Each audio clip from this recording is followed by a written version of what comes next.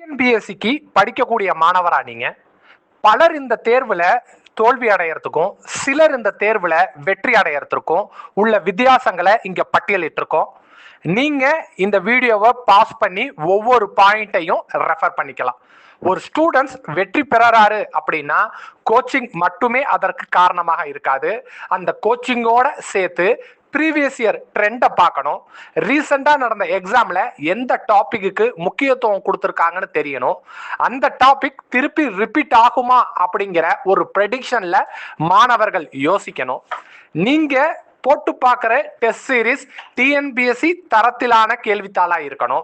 மிகவும் எளிமையான கேள்வித்தாள்களை பயிற்சி செஞ்சீங்க அப்படின்னா எக்ஸாம் ஹாலில் இருக்கக்கூடிய அந்த எக்ஸ்பீரியன்ஸை உங்களால் பண்ண முடியாது.